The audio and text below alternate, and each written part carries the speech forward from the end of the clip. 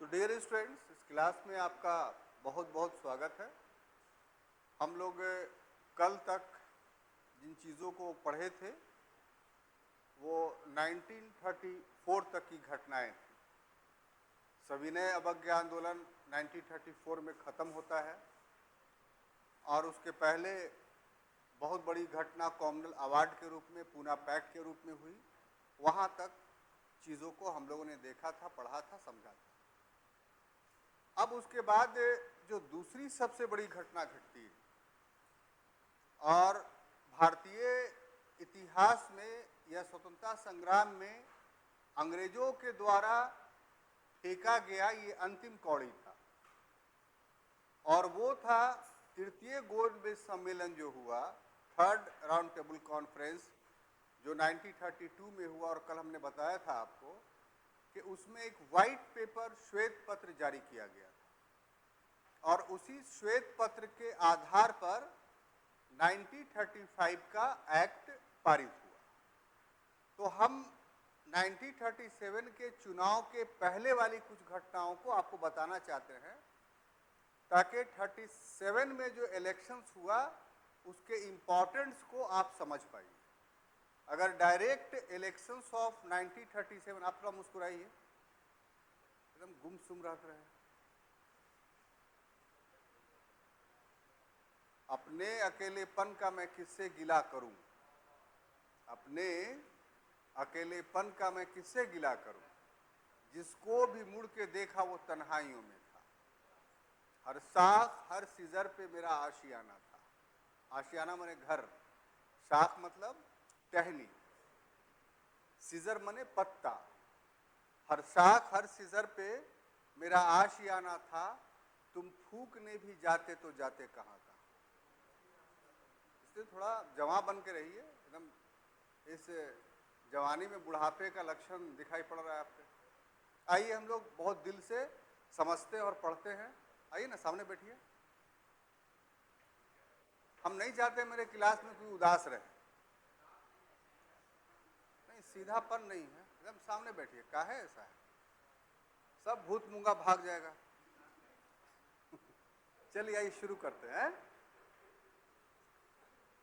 तो टॉपिक हम लोगों का जो है 1937 का इलेक्शंस है, लेकिन 34 से 37 तक क्या हुआ ये जानना आपके लिए काफी जरूरी है। तब इस इलेक्शंस का इंपॉर्टेंस या घटना समझ में आएगा आपको। देखिए 34 जैसे ही सविनय अवज्ञा आंदोलन को खत्म किया जाता है तो यहां से दो तरीके की विचारधाराएं चल रही हैं। कितने तरीके की, ये थोड़ा समझते हैं हम लोग। 1934 के बाद दो तरीके की घटनाएं घट रही हमारे देश में यह स्वतंत्रता संग्राम में। एक अंग्रेजों के तरफ से, यानी वो क्या सोच रहे हैं ये हम लोग को देखना है। और दूसरा कि स्वतंत्रता सेनानी जो आजादी की लड़ाई लड़ रहे हैं उनका क्या यहां पर स्थिति है, ये थोड़ा हम लोग जान ले तो ज्यादा बेहतर होगा। और जो बात हम बताने जा रहे हैं आपको, इसके लिए आपको बहुत लंबा अध्ययन करना पड़ता।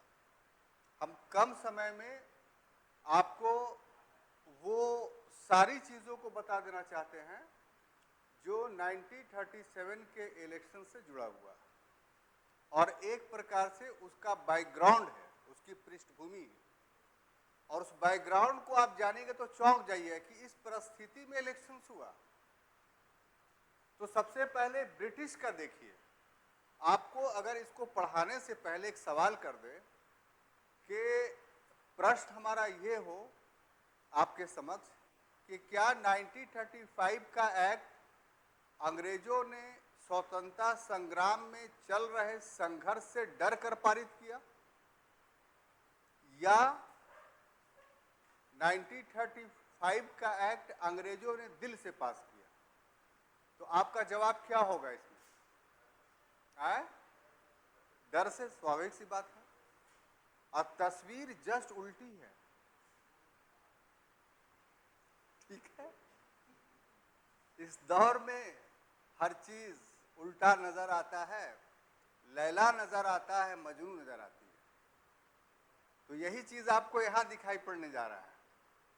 अब देखिए कि अंग्रेजों का उद्देश्य क्या है साहब। तो अंग्रेजों का उद्देश्य 1935 अधिनियम या एक्ट के परिवेश में जो है ये कि इसके पारित करने का जो उद्देश्य था, पारित करने का जो उद्देश्य था अंग्रेजों का, वो फूट डालने का था।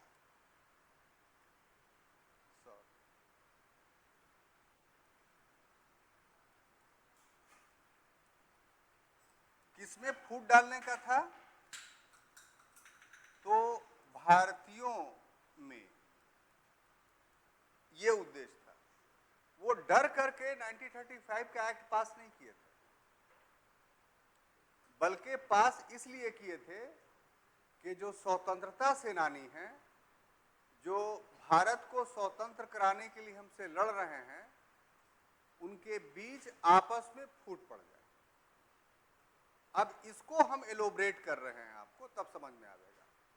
एलोबरेशंस के लिए सबसे पहली चीज ये कि आप 1935 के एक्ट का प्रोविजन पढ़ चुके हैं।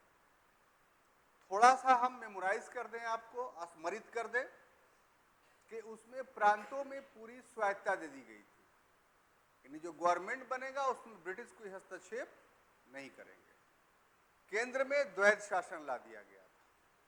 ये सारी चीजें एक तरफ, लेकिन एक क्लाउज ऐसा था 1935 में कि गवर्नर जनरल या वायसराय को कोई भी आकस्मिक निर्णय लेने का, इमरजेंसी फैसला लेने का अधिकार था, जिसके तहत किसी प्रांत में लिए गए निर्णय को वो पलट सकता था, किसी सरकार के द्वारा लिए गए आदेश को वो बदल सकता था, किसी कानून को वो रोक सकता था। तो इसमें इस प्रोविजन से क्या साबित होता है कि रियल सोवरेंटी, असल शक्ति किसमें थी? तो जो जनता को पावर दिया गया वो दिखाने के लिए दिया गया। एक की गवर्नर जनरल ने अपने पास इस तरीके का रख रखा था और अंतिम समयों तक रखा कि पूरे इंडियन एडमिनिस्ट्रेशन उसके पास था, कोई भी उसके खिलाफ नहीं जा सकता था। एक तो पक्ष ये हो गया। अब आइए फूट डालने का क्या था। तो अंग्रेजों का उद्देश्य ये था, और ये इससे लिंक है दूसरे वाले टॉपिक से। तो पहले इसका एक्सप्लेनेशन कर देते हैं, तो इसमें जब करेंगे दोनों जुड़ जाएगा तो आपको समझ में आ जाएगा। तो यहाँ 1935 में भारतीयों को शासन में भागीदार देने का उद्देश्य ये था कि अगर स्वतंत्रता सेनानी सरकार चलाने लगेंगे, गवर्नमेंट के पार्ट हो जाएंगे, तो फिर ये स्वतंत्रता आंदोलन नहीं चला पाएंगे। तो स्वतंत्रता आंदोलन क्या हो जाएगा? शिथिल पड़ जाएगा। तो स्वतंत्रता आंदोलन पर ब्रेक लगाने के लिए ये जरूरी था अब कि स्वतंत्रता सेनानियों को सरकार में शामिल कर लिया जाए।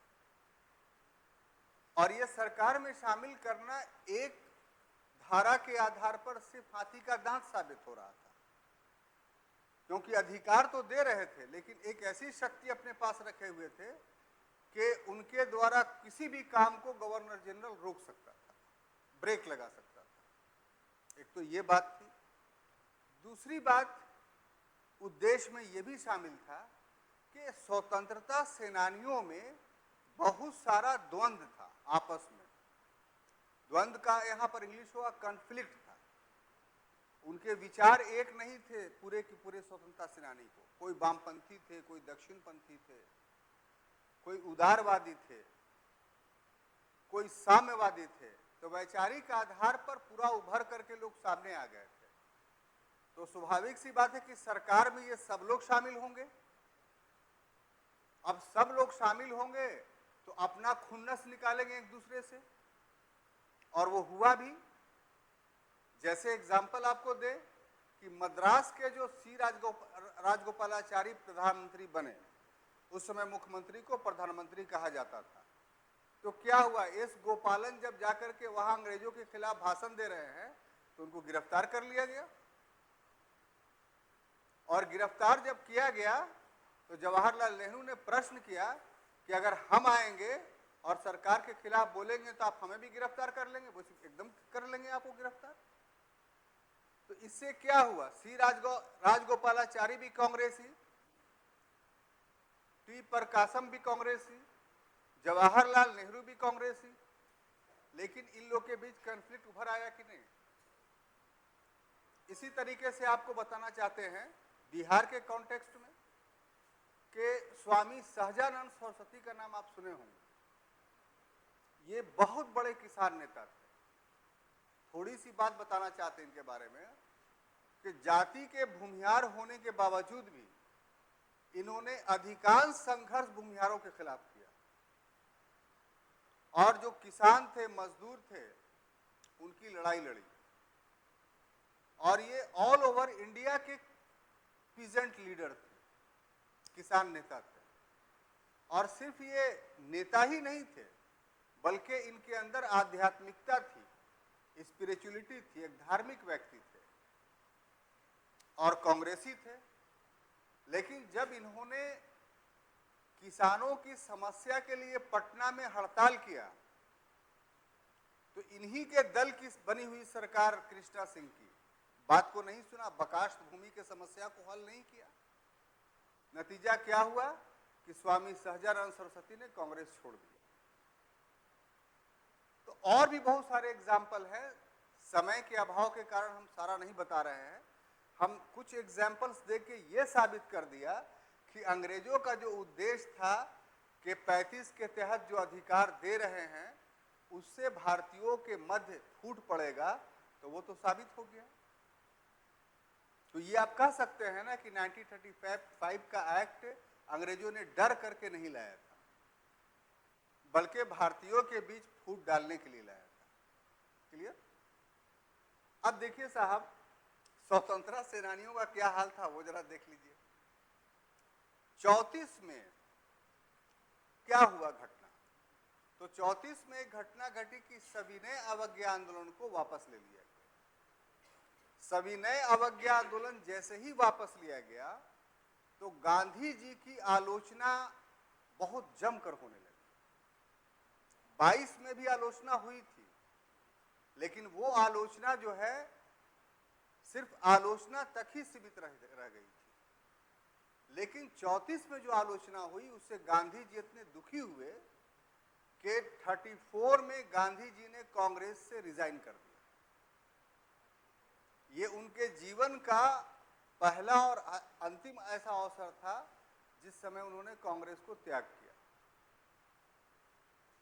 अब वो हरिजनोत्थान में चले गए, सक्रिय राजनीति से उनको कोई मतलब नहीं रहा, और इतने दुखी हो गए कि 37 के इलेक्शन में कोई भूमिका ही उनकी नहीं है।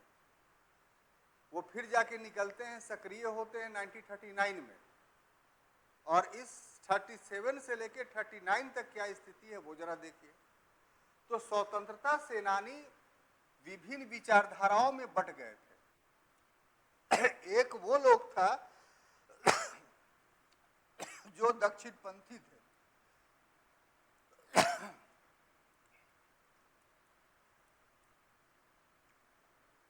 एक वो लोग थे जो समाजवादी थे,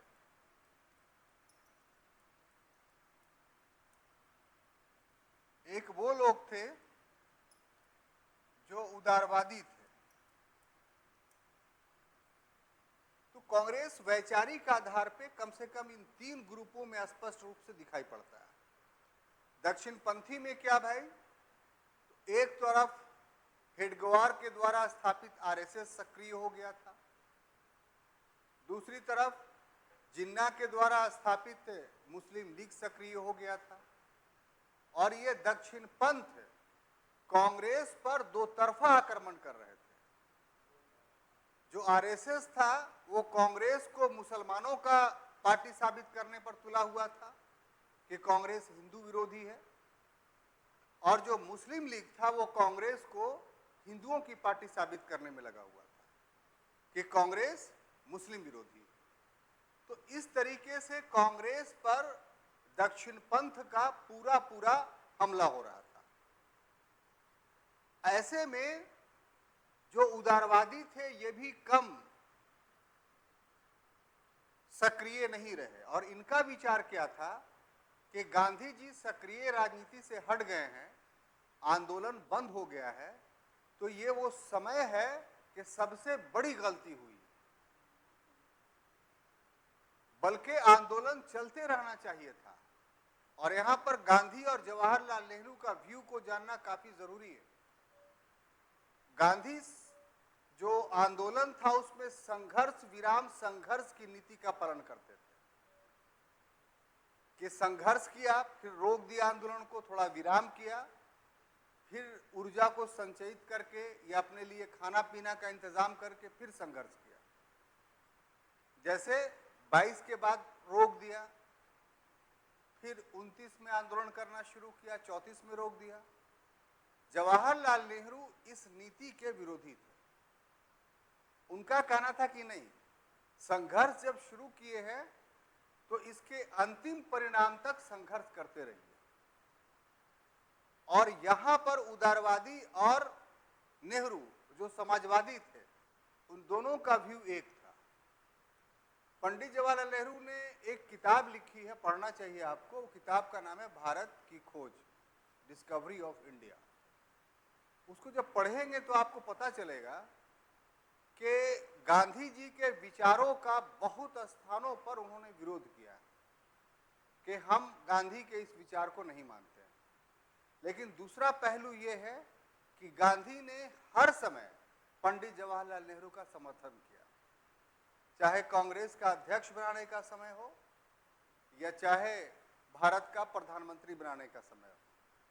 तो ये कंट्रास्ट हम लोग को राष्ट्रीय आंदोलन में देखने को मिलता है। और इस तरीके से जो विरोध था राष्ट्रीय आंदोलन में, वो विरोध सिर्फ वैचारिक आधार पर था, व्यक्तिगत आधार पर नहीं था। हमारा आपसे विचार नहीं मिलता है, लेकिन फिर भी हम आपके साथ हैं, आपके मित्र हैं। तो ये भावना सभी वर्ग के नेताओं के बीच राष्ट्रीय आंदोलन के कंटेक्स्ट में देखने को हम लोग को मिलता है। तो जो उदारवादी थे, जब इस विचार के समर्थक थे कि राष्ट्रीय आंदोलन को सक्रिय रहना चाहिए, तो ऐसी परिस्थिति में इसमें मुख्तार अहमद अंसारी जो बहुत बड़े डॉक्टर थे और 27 में कांग्रेस के अध्यक्ष थे, इस समय काफी सक्रिय थे, टी प्रकाशम, सी राजगोपालाचारी जो पहले स्वराज दल के विरोधी थे, लेकिन वो भी इस समय आकर के इस विचार के समर्थक हो गए कि 34 में जो इलेक्शंस हो रहा, 34 में इलेक्शंस हुआ था, किस चीज का? तो केंद्रीय विधान परिषद का, उसका टर्म पूरा हो रहा था, तो केंद्रीय विधान परिषद का इलेक्शंस हो रहा था, तो उसमें भाग लेना चाहिए। यानी कांग्रेस के अंदर 22 के तरह, यानी मोतीलाल नेहरू और चित्तरंजन दास के तरह फिर से स्वराजवादी उठ खड़े हुए, और ये स्वराजवादी इतने सशक्त थे कि अंग्रेजों को ऐसा लगा कि कांग्रेस में एक बार फिर विभाजन हो जाएगा। लेकिन कांग्रेस के नेता बहुत परिपक्व हो चुके थे, मैच्योर्ड हो चुके थे, इसीलिए जिन लोगों को इलेक्शन में भाग लेने का इरादा था, उनको कांग्रेस में रहते हुए इस बात की अनुमति मिल गई कि आप इलेक्शंस में भाग ले सकते हैं। इस पीरियड में जो समाजवाद था वो काफी सशक्त था, और समाजवाद के प्रतीक कौन थे इस समय? तो पंडित जवाहरलाल नेहरू। पंडित जवाहरलाल नेहरू व्यक्तिगत रूप से वो एक समाजवादी थे, सोशलिस्ट थे, और जब से उन्होंने जर्मनी की 1927 में यात्रा की और रूस गए, उस समय से तो वो घोर समाजवादी हो गए। लेकिन इस समय जो 34 से लेकर के 37 का समय है, इस समय उन्होंने जो समाजवाद का इस्तेमाल किया वो दक्षिण पंथ से मुकाबला के लिए किया। यानी जो हिंदू सांप्रदायिकता और जो मुस्लिम सांप्रदायिकता कांग्रेस पर हमला कर रही थी, तो कांग्रेस पर हुए हमले को, कांग्रेस को बचाने के लिए उन्होंने सोशलिज्म का इस्तेमाल किया और खूब जम करके जो है मजदूरों का और किसानों का इस पीरियड में समर्थन किया और इसी कारण से कांग्रेस बच पाई। तो ये वो कुछ चीजें थी जो आपको 1937 के इलेक्शंस के पहले के सिनेरियो को जानना था। अब इसी से जुड़ी हुई बात है कि इसमें जैसे ही 1935 का एक्ट पारित हुआ तो कांग्रेस ने इस एक्ट का समर्थन नहीं किया था, कांग्रेस ने इस एक्ट का विरोध किया कि हम इसका विरोध करते हैं और इसमें जो प्रोविजंस है उस प्रोविजंस के अनुसार हम इलेक्शन में भाग नहीं लेंगे। बात समझ में आई? लेकिन कुछ वर्ग ऐसा था राष्ट्रीय आंदोलन का जो जैसे ही 35 का अधिनियम पारित हुआ और इलेक्शन की बात आई तो नए नए दल बनाना शुरू कर दिया। नए नए दल कौन कौन बने वो देखिए। तो एक थे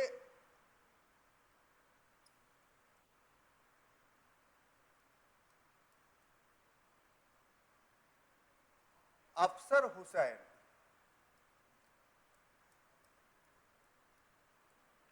इन्होंने पंजाब में एक पार्टी बना ली जिसका नाम था यूनियनिस्ट पार्टी। क्या नाम था? Unionist party. उसी प्रकार से एक दूसरे व्यक्ति हैं जिनका नाम फजलुल हक।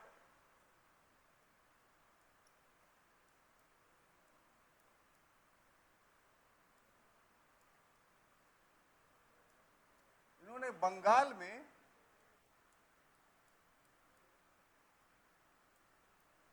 कृषक प्रजा पार्टी बना लिया।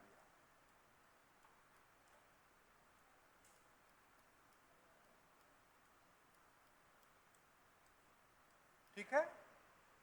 एक और व्यक्ति हैं जिनका नाम डॉक्टर अंबेडकर है। इन्होंने मुख्य रूप से मध्य प्रांत में और बंगाल में भी, मध्य प्रांत और बंगाल दोनों में independent workers party,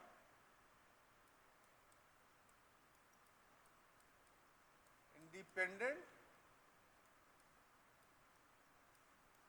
workers party बना ली। और बहुत सारे थे, जैसे तरारी के नवाब थे, उन्होंने भी पार्टियां बना ली। और ये सब पहले से पार्टी नहीं है, ये सब 35 के एक्ट के पारित होने के बाद ये पार्टियां बन रही है। अब ऐसी स्थिति में कांग्रेस के समक्ष एक नई समस्या आ गई कि हम अगर निष्क्रिय रहते हैं तो ये सब पार्टियां तो चुनाव में भाग लेंगी, इसके साथ साथ जो सांप्रदायिक दल है वो भी चुनाव में भाग लेंगी। तो चुनाव में जो सक्रिय होगा तो उसका परिणाम ये होगा कि कांग्रेस जो है वो स्वतंत्रता आंदोलन से हट जाएगी और जनता के बीच जो अभी उसकी लोकप्रियता है उसमें कमी आ जाएगी।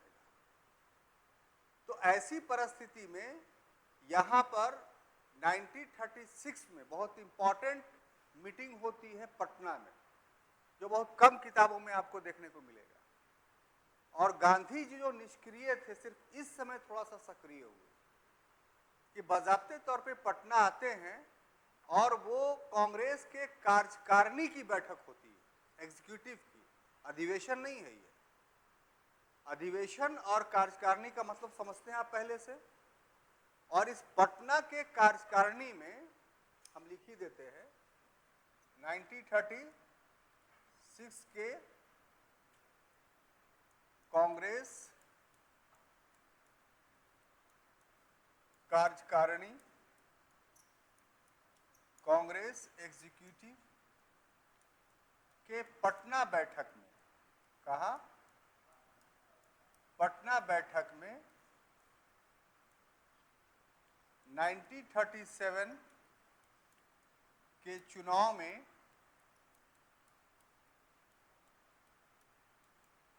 भाग लेने का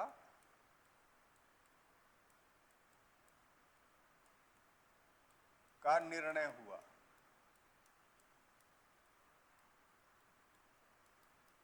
बात समझ में आ गई? तो किस तरीके से 34 से 37 तक मामला चला और कांग्रेस जो इलेक्शंस में भाग लेना नहीं चाहती थी वो किस तरीके से तैयार हुई। हाँ बोलो, हाँ पहले बोलो ना। तो 12 बजे चलेगी।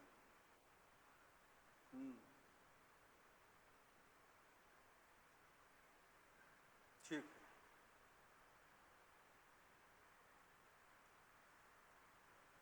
तो किस तरीके से कांग्रेस, हम ये सब चीज आपको इसलिए बता रहे हैं कि सिर्फ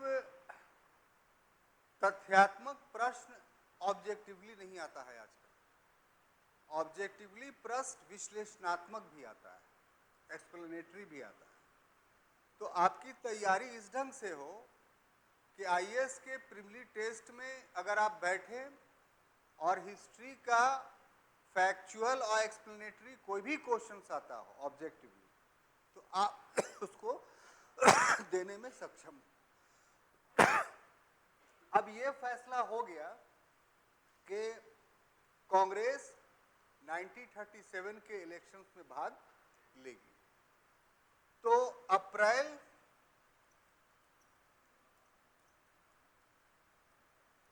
1937 में प्रांतीय, यहां पर ध्यान रहे आपको,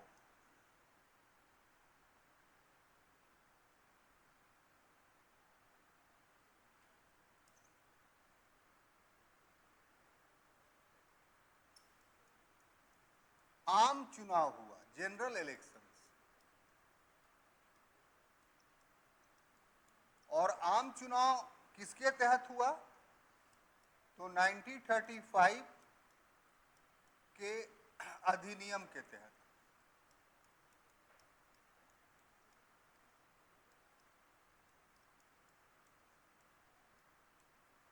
अब यहां पर 1935 के अधिनियम के तहत लिखना क्यों जरूरी, वो मैं बताना चाहता हूं कि 1935 के एक्ट में प्रांतों में स्वायत्तता दी गई थी। अर्थात अब प्रांत का गवर्नर वहां के काउंसिल ऑफ मिनिस्टर्स के फैसले में कोई इंटरप्शंस नहीं डालेगा, कोई हस्तक्षेप नहीं करेगा।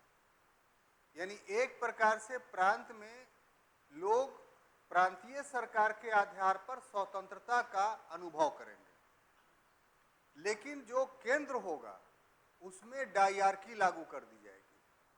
तो इस तरीके से प्रांतीय विधानसभाओं के भी चुनाव होंगे और केंद्रीय विधानसभा का भी चुनाव होगा। ठीक है? तो ये इलेक्शंस हुआ, इसमें दो बातें आपको जाननी है। सबसे बड़े प्रचारक जो इसमें हुए सभी दलों में मिलाकर करके, सिर्फ ये नहीं कि कांग्रेस के, वो थे जवाहरलाल नेहरू।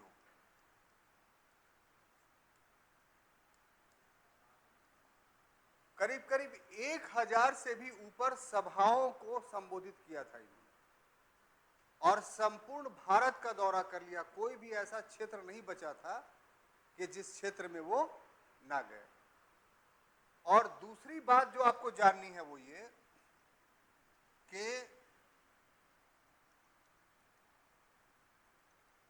गांधी जी इस इलेक्शंस में पूरी तरीके से निष्क्रिय रहे, यानी एक भी सभा को संबोधित नहीं किया और न जनता से अपील की कि कांग्रेस को वोट दो।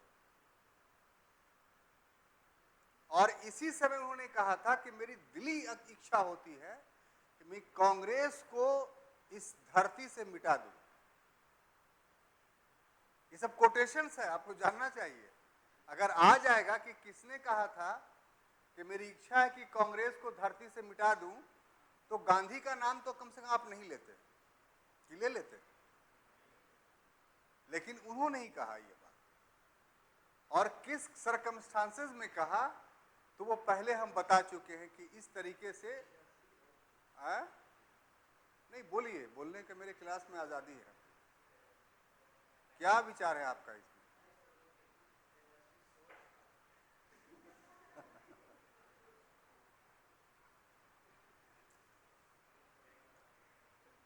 ठीक है, मान लेते हैं भाई आपकी बात कि कितना तेजस्वी सोच था, लेकिन ये सोच लागू तो नहीं ना हो पाया, ये भी तो एक तथ्य है।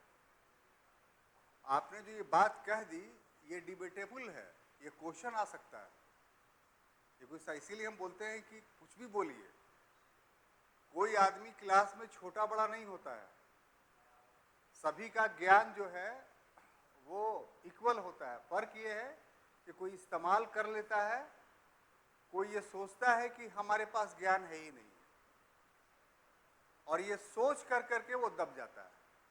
हम इसी हर्डल को आपसे हटाना चाहते हैं कि आप में और हम में सिर्फ एक सूत का अंतर है कि हम यहाँ पर हैं, आप वहाँ पर हैं। अगर आप भी प्रयास कीजिए सोचने और समझने का, तो ये सारी चीज़ें आप जान सकते हैं और हमसे ज़्यादा अच्छा इंसान बन सकते हैं, ज़्यादा जानकारी वाले बन सकते हैं। टीचर का सबसे बुरा पक्ष ये है, हम जहाँ तक अभी तक अनुभव किए हैं वो ये कि वो बच्चों को डरा करके पढ़ाता है।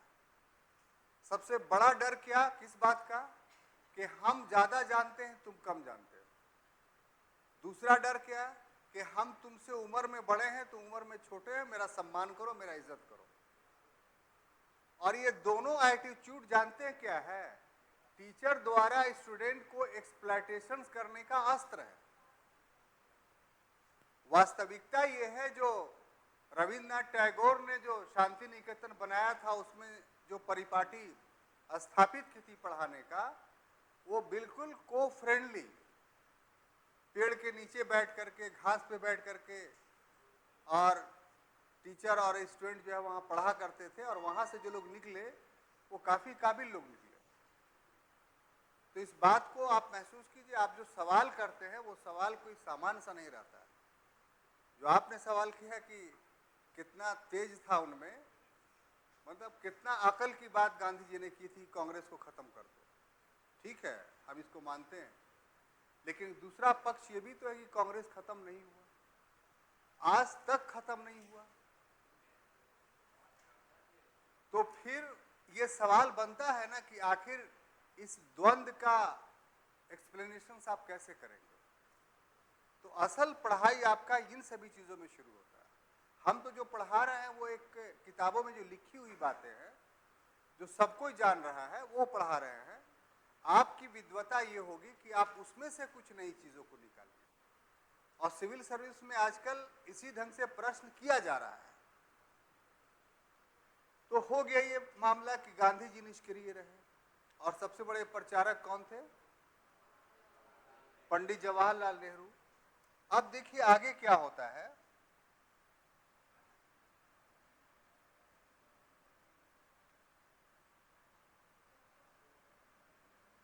कि जब चुनाव परिणाम आया,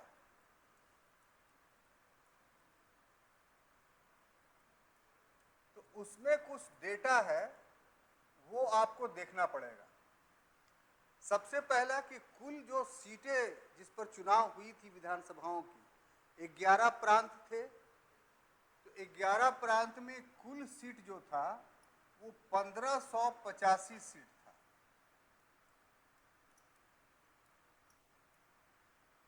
ठीक है, इन 1585 सीटों में से 711 सीटें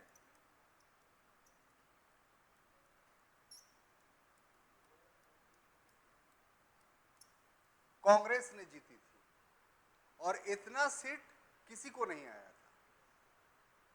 तो इसका मतलब क्या हुआ कि कांग्रेस ही इस इलेक्शन में सफल हुई। अब अभी सांप्रदायिकता पूरे शबाब पे चल रहा है, जो पहले हमने एक्सप्लेन किया। तो सांप्रदायिकता में एक हिंदू महासभा थी, एक मुस्लिम लीग थी। तो हिंदू महासभा तो कहीं जीती ही नहीं। अब मुस्लिम लीग, हिंदू महासभा के लिए कोई पृथक निर्वाचन प्रणाली नहीं था, एक बात याद रखिए, लेकिन मुस्लिम लीग के लिए पृथक निर्वाचन प्रणाली था ना भाई। तो ऐसे में जरा गौर कीजिए कि मुस्लिम लीग का क्या हालत हुआ इस इलेक्शंस में। कांग्रेस का तो बहुत अच्छा रहा कि उतना सीटें जीत गई। मुस्लिम लीग का अगर आप डेटा देखें तो उत्तर पश्चिम सीमा प्रांत जो था, या उत्तर पश्चिम प्रांत जहां खान बहादुर गफ्फार खां थे, इसमें मुस्लिम लीग जो था वो 0 पर आउट हो गया, यानी एक भी सीट नहीं मिली। सारी की सारी सीट कांग्रेस को चली गई है, और ये सब के सब रिजर्व थी। मतलब यहां इलेक्शंस लड़ता तो मुसलमान लड़ता, वोटर होता तो मुसलमान होता, लेकिन मुस्लिम लीग को है एक भी सीट नहीं मिल रही है। इसी तरीके से जो मुस्लिम बहुल क्षेत्र था उसका हम एक्सप्लेन कर रहे हैं। अब आ जाइए, दूसरा जो था पंजाब। पंजाब में 85 सीट था, उसमें मुस्लिम लीग को मात्र 2 मिला। अब एक और स्टेट था जहां मुसलमानों की आबादी ज्यादा थी, वो थी सिंध। कौन? सिंध। यहां कुल 33 सीट था रिजर्व। इन 33 सीट में से मात्र 3 सीट मुस्लिम लीग को मिला। तो ये क्या चीज साबित करती है कि जनता ने सांप्रदायिकता का साथ नहीं दिया। यही ना, हिंदू महासभा को तो मिला ही नहीं, क्योंकि पृथक निर्वाचन प्रणाली था ही नहीं। मुस्लिम लीग के लिए पृथक निर्वाचन प्रणाली था, लेकिन इसके रहने के बावजूद भी क्या हुआ, तो इसकी स्थिति काफी दयनीय हो गई। अब यहां पर थोड़ी सी बात हम बताना चाहते हैं ताकि आप ये महसूस कीजिए कि मुस्लिम सांप्रदायिकता कैसे परवान चढ़ती है। तो अभी तक मुस्लिम लीग अलग पाकिस्तान की मांग नहीं कर रहा है। 37 के इलेक्शंस के बाद जो घटना घटती है वो बताएंगे, और 37 के इलेक्शंस के पहले जो घटना घट रही है वो थोड़ा सा सुनना पड़ेगा आपको, कि मोहम्मद अली जिन्ना 1929 से, यस 27 शायद, हाँ नहीं 29 मानिए, वो भारत छोड़ चुके थे और ब्रिटेन चले गए थे। भारत छोड़ने के पीछे उनका कारण आप जानिएगा तो जान करके ताज्जुब होगा कि स्वयं रहते थे कहां? बम्बई में। वो थे बेसिकली एक मछुआरा। मछुआरों की एक कम्युनिटी होती है, हिंदू में ही वो लोग गिनती होते हैं, गुजरात में रहते हैं, और उनकी माता का नाम मीठी बाई था और उनके पिता का नाम जीजा भाई पुंगजा, जिन्ना भाई पुंगजा। ये लोग 5 भाई थे, भाइयों में लड़ाई हुई आपस में, तो ये लोग सिंध के नवाब के पास चले गए, वहां से फिर इंग्लैंड चले गए। इंग्लैंड में इन्होंने धर्म परिवर्तन कर लिया, यानी जिन्ना ने धर्म परिवर्तन किया। जिन्ना ने धर्म परिवर्तन जो किया वो आपके लिए जानना बहुत जरूरी है। आम लोग जानते हैं कि मुसलमान थे, लेकिन मुसलमान के किस सेक्ट में थे ये लोग नहीं जानते। मुसलमानों में बहुत सारा सेक्ट है, उसमें एक सेक्ट है इस्माइलिया मुसलमान, जो शियाओं का ही एक ग्रुप है। ये इस्माइलिया मुसलमान शियाओं का एक ऐसा ग्रुप है कि शिया भी इन्हें मुसलमान नहीं मानते, और ये इस वर्ग में जाकर के शामिल हुए थे। इस वर्ग में शामिल होने के पीछे कॉज क्या था? तो ये एक ऐसा वर्ग इस्माइलिया मुसलमानों का था, आज भी दुनिया में है ये, कि ये गरीब होते ही नहीं है, ये बड़े बड़े पदों पे शासन को प्रभावित करने वाले इस तरह के लोग होते हैं। आगा खां भी इसी वर्ग के लोग थे, ये आमतौर पे लोग नहीं जानता है। तो शासन सत्ता में भागीदारी के लिए मोहम्मद अली जिन्ना ने इस प्रकार से अपना धर्म परिवर्तन किया। और इनकी एक बहन भी थी जो कूच बिहार में रहा करती थी। कूच बिहार कहाँ है पता है आपको? बताइए। पश्चिम बंगाल में, दार्जिलिंग में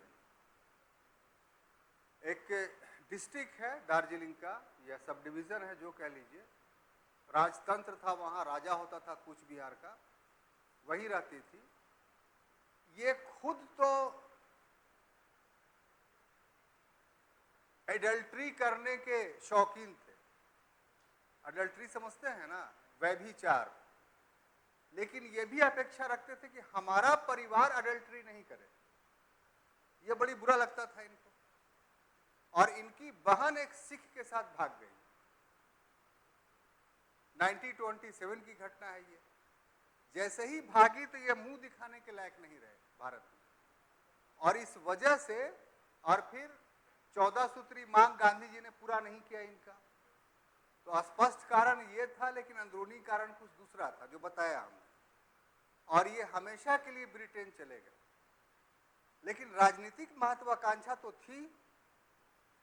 तो इसलिए जब इलेक्शंस का प्रोपेगेंडा फैला कि 35 के चुनाव एक्ट में जो है चुनाव का प्रोविजंस है, तो इनकी राजनीतिक महत्वाकांक्षा फिर जाग गई और ये फिर वापस आ गए भारत।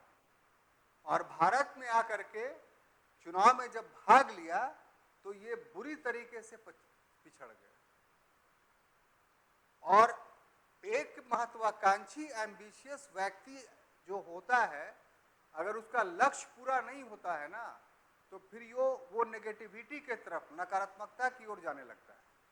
यहाँ पर जिन्ना के साथ भी यही हुआ कि अब तो जवाहरलाल नेहरू बहुत ऊपर चले गए। अब तो मेरा कोई भारतीय राजनीति में कोई अस्तित्व ही नहीं रह जाएगा। इसी परिणाम के बाद और भी बहुत सारी घटनाएं हैं जो क्लास डिरेल करना हो जाएगा, नहीं तो बताते हैं आपको। उसके बाद उन्होंने कॉमनल पॉलिटिक्स करना शुरू कर दिया और 1940 में पाकिस्तान का डिमांड कर। तो चलिए, इस डेटा से ये बात हमें साबित करनी थी जो मैंने साबित कर दिया। अब देखिए, तीसरी बात जो इस इलेक्शंस में आपको समझना है वो ये कि उस समय कुल 11 प्रांत थे। कितना प्रांत थे? 11। इन 11 प्रांतों में ये सब ऑब्जेक्टिवली काफी महत्वपूर्ण है और क्वेश्चंस आपको बनेगा और यही सब चीज दिमाग में बैठाना है आपको। इन 11 प्रांतों में कांग्रेस की स्थिति क्या रही वो हम लोगों को देखना है। तो सबसे पहले आते हैं मद्रास। यहां कांग्रेस ने पूर्ण बहुमत प्राप्त कर लिया।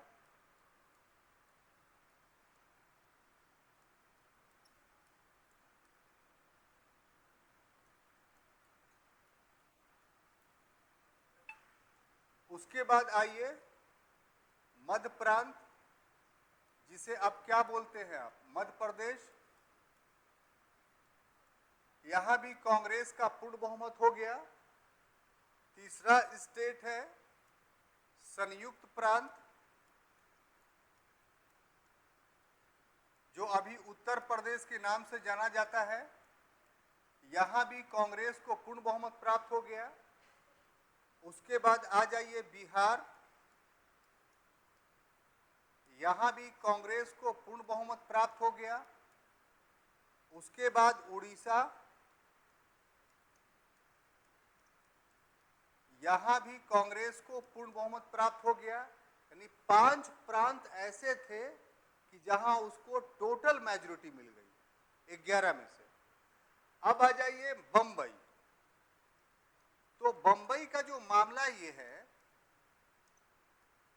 कि यहां भी इनको पूर्ण बहुमत प्राप्त हो गया। एक ये 2 सीट बचा हुआ था, तो तो किसी आजाद उम्मीदवार या दूसरे दल के मिल जाने से इनको यहाँ पूर्ण बहुमत प्राप्त हुआ।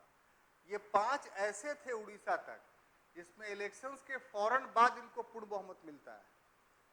बंबई ऐसा था कि इलेक्शन के परिणाम आने के बाद इनको पूर्ण बहुमत मिलता है, यानी कि 2 सीट जो घटे हुए थे वो किसी से ले करके अपना फुल मेजोरिटी ले लिया। कोई दिक्कत नहीं समझने में यहाँ। अब आ जाइए, इसके बाद 2 जगह और सरकारें बनी, इसकी 2 जगह और सरकारें बनी। एक हो गया उत्तर पश्चिम में,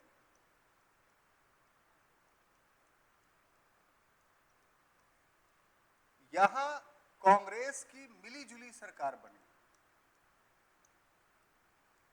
मतलब कांग्रेस का ही प्रधानमंत्री रहा लेकिन कॉलिशन गवर्नमेंट रहा।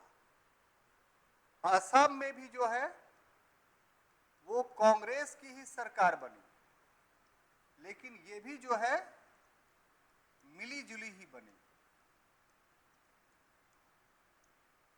ठीक है, बात समझ में आई? यानी इस तरह से कांग्रेस की सरकारों की संख्या कितनी हो गई, तो देख लीजिए 1 2 3 4 5 6 7 8, यानी 8 प्रांतों में कांग्रेस की सरकार बनी, जिसमें 6 ऐसे थे कि उसको अपने बल पर सरकार बना, 2 ऐसे थे कि दूसरे दलों से मिला करके मिलीजुली सरकार बनी। ये सब दिमाग में जा रहा है कि नहीं आपको? सब ऑब्जेक्टिव क्वेश्चन है और आप लोग कोशिश कीजिए क्लास में ही याद होता चला जाए। अब हमने क्या लिखा, कुल प्रांतों की संख्या 11, तो 11 में 8 गया तो बचा कितना? 3, है ना? तो 3 में कौन कौन प्रांत बचे वो थोड़ा देखते हैं। तो ये 9वां हो गया पंजाब, 10वां हो गया बंगाल और 11वां हो गया सिंध। ये 11 प्रांत में 3 प्रांत ऐसे थे जहां कांग्रेस की सरकार नहीं बनी। दिमाग में गया? तो किसकी बनी? तो अब जो यहां लिखे थे कि वो सब छुटकन छुटकन पार्टी बन गया था, तो वो सब यहां चला है। जैसे पंजाब में अफसर हुसैन की यूनियनिस्ट पार्टी की सरकार बनी। ठीक है, बात समझ में आ रही है? बंगाल में जो फजलुल हक की कृषक प्रजा पार्टी थी उसकी सरकार बनी। और सिंध में मिलीजुली यहां कांग्रेस वाली नहीं थी, बल्कि बहुत सारे आजाद उम्मीदवार या क्षेत्रीय दल जीत गए थे, उनके वजह से मिलीजुली बनी। और सबसे डिस्टर्ब रहा अगर कोई प्रांत तो वो यही सिंध रहा। हमेशा इसमें प्रधानमंत्री चेंज होता रहा। और जहां तक पंजाब और बंगाल की बात है, तो ये यूनियनिस्ट पार्टी और कृषक प्रजा पार्टी ये बाद में चल करके मुस्लिम लीग में कन्वर्ट हो जाता है। और यहां पर एक बात और जान लीजिए आप कि ये जो सरकार बनी 35 में, तो इनका कार्यकाल 3 वर्षों का था। ठीक है, लेकिन गवर्नर जनरल को यह अधिकार प्राप्त था कि वो इसके अवधि में वृद्धि कर सकती है।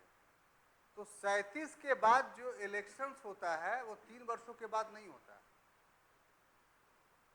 यानी ये सरकारें एक्चुअली में रहनी चाहिए थे आजादी के समय से, लेकिन रही नहीं। तो इसमें से जो कांग्रेस की सरकार थी वो 28 महीना चली, यानी 8 स्टेट में। और बाकी जो 3 ये लिखे हैं, ये तीनों सरकारें स्वतंत्रता के समय तक चलती रही। इतनी बात समझ में आई? तो ये था आपको क्या बोल रहे हैं 1937 का इलेक्शंस। अब इसी से जुड़ी हुई एक घटना है कांग्रेस मंत्रिमंडल का 28 माह, जो 1937 में कांग्रेस ने सत्ता संभाली 8 जगहों पे, तो वो अपने पूरे टर्म्स को पूरा नहीं कर पाई,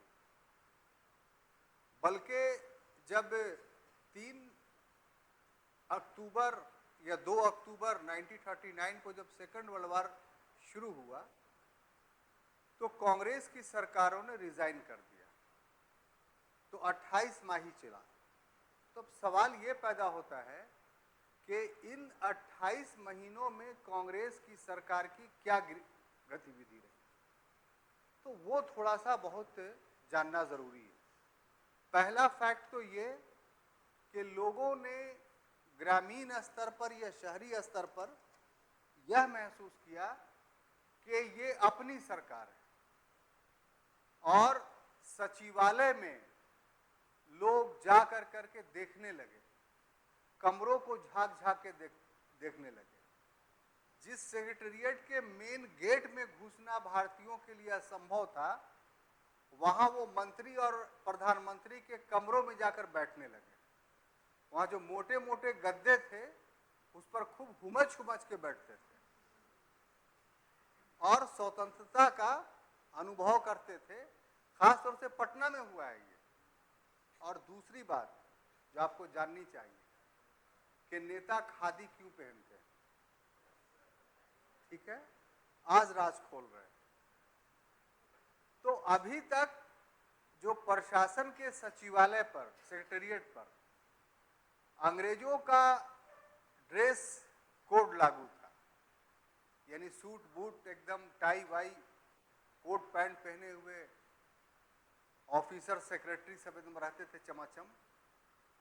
अब जो मंत्री बने तो मंत्री तो खद्दरधारी थे। 24 में गांधी ने उनको खादी पहना दिया था कि कोई अपना कपड़ा नहीं पहनेगा, सब खादी पहनेगा। तो यही लोग ने एमएलए और मिनिस्टर बने 37 के इलेक्शंस के बाद, और साथ ही साथ ये स्वतंत्रता सेनानी भी थे।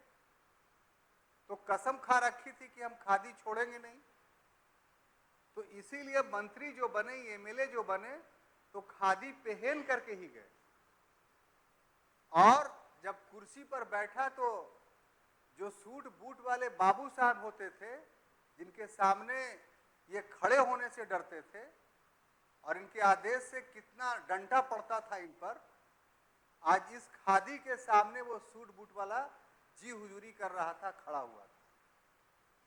तो ये प्रतीक बन गया खादी लोकतंत्र के जीत का, और खादी प्रतीक बन गया स्वतंत्रता का। बहुत गौर से सुनिए हमारी बात को। तो ऐसी परिस्थिति में हमने स्वतंत्रता ली 1947 में, लेकिन वो स्वतंत्रता अधूरी थी। हमने राजनीतिक स्वतंत्रता ली, अभी तक आर्थिक और सामाजिक स्वतंत्रता का पूर्ण होना, कंप्लीट होना बाकी है। इसीलिए जो 24 में कसम खाया था खादी पहनने का, वो अभी तक नहीं उतर रहा है, क्योंकि स्वतंत्रता का समय यानी स्वतंत्रता संघर्ष का दौर अभी भी चल रहा है। इसलिए नेता खादी पहनते हैं, और जो नेता खादी नहीं पहने, समझिए कि उसको स्वतंत्रता आंदोलन के इस मर्म का एहसास ही नहीं। आप पहले जानते थे ये बात? गया में कोई है जो इस तरह से एक्सप्लेनेशन करके खादी के बारे में बता सके आपको? चैलेंज है। हाँ, तो पूछ ही लीजिएगा आप। आपको पता हो गया ना, तो आप कोई ना कोई नेताजी को पढ़ के पूछ लीजिएगा ये बात। ठीक है, पढ़ाई होनी चाहिए, पढ़ाई के साथ कुछ अच्छी बातें भी होनी चाहिए। तो ये दो बातें मैंने आपको बताई जो एक इलेक्शन जीतने के बाद मनोवैज्ञानिक तौर पर हम लोग के देश में देखने को मिला। अब आइए कांग्रेस मंत्रिमंडल के 28 महीने का काम, ये काफी महत्वपूर्ण है। उसमें पहला काम जो काफी मजबूती के साथ किया कांग्रेस की सरकार ने, वो बंगाल का संयुक्त प्रांत काश्तकारी अधिनियम और बिहार काश्तकारी अधिनियम पारित किया। इन दोनों क्षेत्रों में सबसे बड़ी समस्या किसानों की थी। और किसानों की समस्या क्या थी वो जरा जानना चाहिए आपको। देखिए, हमारे यहाँ जमीन पर कब्जा जो था इन प्रांतों में दो तरीके से था, या कह लीजिए कि जमींदार दो तरीके के थे, ऐसे मान लीजिए। एक ऐसे जमींदार जो राजा की पदवी रखते थे, और एक ऐसे जमींदार जो उसके अधीन थे। ठीक है, जैसे टेकारी नरेश, ये एक राजा थे, ये भी जमींदार थे, लेकिन इतनी बड़ी जमींदारी थी कि तुम राजा की तरह व्यवहार करते थे। और दूसरा कि इनके अधीन भी बहुत सारा उप जमींदार था। तो उप जमींदारों की स्थिति जगह जगह पर आम किसानों के समान ही थी। जैसे मान लिया जाए टेकारी नरेश का कोई बाल बनाने वाला है, कोई कपड़ा धोने वाला है, कोई खाना बनाने वाला है, तो ये लोग को क्या होता, जाओ मौजा तुमको दे दिए, मतलब वो उस मौजा का जमींदार हो गया। तो है जमींदार, लेकिन एक्चुअली में है तो वो किसान ही। बात को समझिए। तो इस तरीके के टेकारी नरेश की हम एक एग्जांपल दे रहे, उस सब पर लागू हो जाएगा। टेकारी नरेश की कुछ भूमि ऐसी है जो उप जमींदारी में है, और उप जमींदार कौन है, तो आम किसान है। और बाकी टेकारी राजा की जमींदारी जो है, वो जो भूमि है जो बड़ा बल्क में है, वो उनके ओन पोजीशंस में है। तो असल झमेला या झगड़ा उस वाले भूमि से था जो एक राजा के अधीन था। और जो स्वामी सहजानंद सरस्वती का जो नाम लिया, बहुत खुल के बात कर रहे हैं कि भूमियार होते हुए, भूमियार तो खुद एक ऐसा वर्ग है जो भूमिपति है, लेकिन भूमिपतियों के खिलाफ आंदोलन क्यों चलाया? तो एक्चुअली में वो उन जमींदारों के खिलाफ नहीं जो उप जमींदारी के अधीन जमींदार थे। हाँ, अब आप समझें, बल्कि वो राजा रूपी जो जमींदार थे उनके खिलाफ उनका आंदोलन था। तो इसीलिए काफी सफल हुआ। तो इस समय यूपी और बिहार में जो काश्तकारी अधिनियम बना कांग्रेस मंत्रिमंडल के द्वारा, वो इसी जमींदारी को खत्म करने के लिए बना था। अब बात समझ में आ गई? पहली बात। दूसरा जो सबसे महत्वपूर्ण काम हुआ वो ये कि स्वतंत्रता आंदोलन के दौरान में बहुत सारे लोग गिरफ्तार हुए थे, राजनीतिक बंदी थे। उन पर कुछ पर हिंसा का भी आरोप था। तो उत्तर प्रदेश और बिहार में ऐसे 33 लोग उत्तर प्रदेश में थे और 11 लोग बिहार में थे, जिन पर गतिरोध उत्पन्न हो गया गवर्नर और प्रधानमंत्री के बीच में। क्या गतिरोध उत्पन्न हुआ कि गवर्नर ने कहा कि जिन पर हत्या का आरोप है उनको छोड़ा ही नहीं जा सकता, और काउंसिल ऑफ मिनिस्टर्स जो थी श्री कृष्णा सिंह के अधीन, तो फैसला इसको लेना था, मुहर उसको लगाना था। तो फैसला कृष्णा सिंह ने ले लिया कि इन 11 को, और वहां वल्लभ भाई पटेल थे उत्तर प्रदेश में मुख्यमंत्री यानी प्रधानमंत्री, उन्होंने भी फैसला ले लिया कि इन राजनीतिक बंदियों को छोड़ा जाए। कैबिनेट से बात पास हो गई और गवर्नर के यहां जब गया तो गवर्नर ने साइन नहीं किया। नतीजा के तौर पर इन दोनों कैबिनेट ने रिजाइन कर दिया था 38 में, और एक हफ्ते तक गवर्नमेंट रिजाइन में रही। अंत में गवर्नर जनरल को हस्तक्षेप करना पड़ा और गवर्नर को कहना पड़ना कि साइन करो। तो इस तरीके से 33 और 11 वो राजनीतिक बंदी भी छोड़े गए जिनको गवर्नर नहीं छोड़ना चाहता था। तब जो है कृष्णा सिंह और वल्लभ भाई पटेल यूपी में और ये बिहार में पुनः अपने कुर्सी पर बैठे।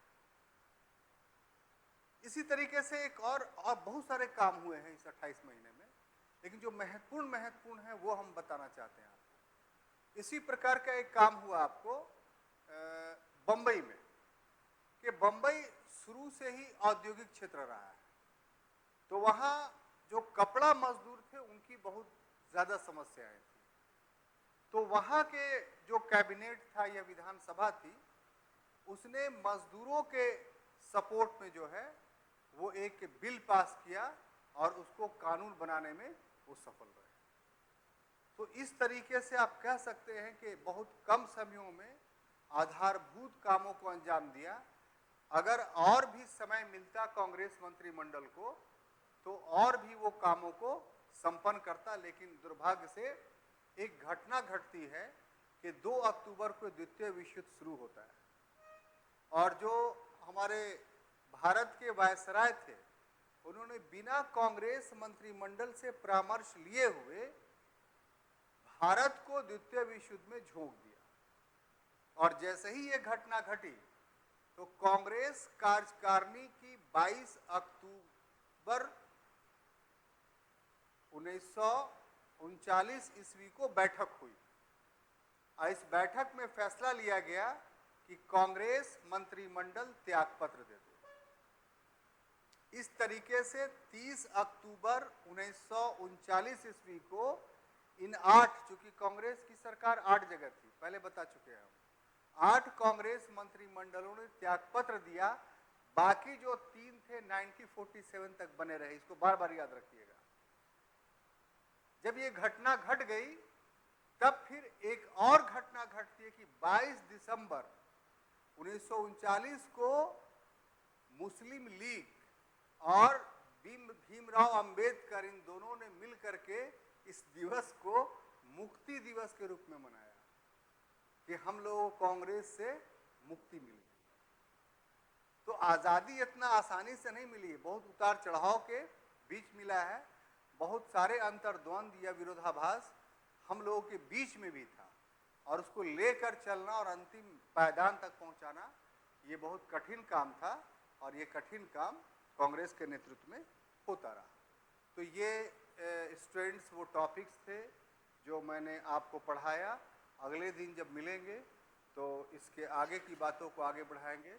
तब तक के लिए अनुमति दीजिए। धन्यवाद।